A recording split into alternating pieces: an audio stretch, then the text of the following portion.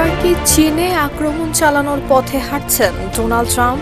এমনই প্রশ্ন ঘুরপাক খাচ্ছে আন্তর্জাতিক মহলে। যুক্তরাষ্ট্রের প্রত্যক্ষ সহায়তায় তাইওয়ান সম্প্রতি যে ধ্বংসাত্মক ক্রুজ মিসাইল উন্মোচন করেছে তাতে নতুন করে জেগে উঠেছে আঞ্চলিক যুদ্ধের শঙ্কা। এই পদক্ষেপ শুধু বেইজিং নয়, সমগ্র এশিয়া প্রশান্ত মহাসাগরীয় অঞ্চলের নিরাপত্তাকে ফেলেছে চরম অনিশ্চয়তায়।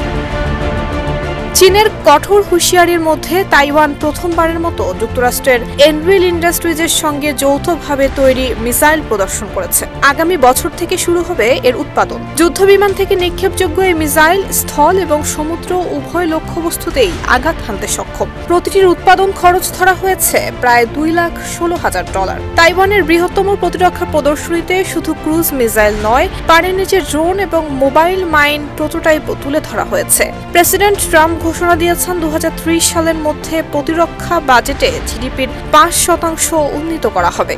এই ঘোষণাকে স্পষ্টভাবে যুদ্ধ প্রস্তুতির ইঙ্গিত মনে করছে নানান মহল।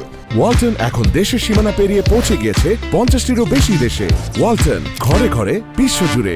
এর মধ্যে চীনের প্রতিরক্ষা মন্ত্রী সরাসরি ট্রাম্পকে লক্ষ্য করে বলেছেন, তাইওয়ানকে ব্যবহার করে চীনকে আটকে রাখা দিবাস্বপ্ন ছাড়া আর কিছু নয়। চীন যে কোনো বহিরাগত সামরিক হস্তক্ষেপ প্রতিহত করতে প্রস্তুত। আন্তর্জাতিক সম্পর্ক বিশ্লেষকরা সতর্ক করে বলছেন, তাইওয়ানের সামরিক আধুনিকায়ন, চীনের কঠোর অবস্থান আঞ্চলিক স্থিতিশীলতাকে ভেঙে দিতে পারে। তাদের মতে কার্যকর কূটনৈতিক আলোচনার বাইরে উত্তেজনা প্রশমনের অন্য কোনো পথ নেই। একতরফা পদক্ষেপ পরিস্থিতিকে রূপ দিতে পারে ভয়াবহ সংঘাতে।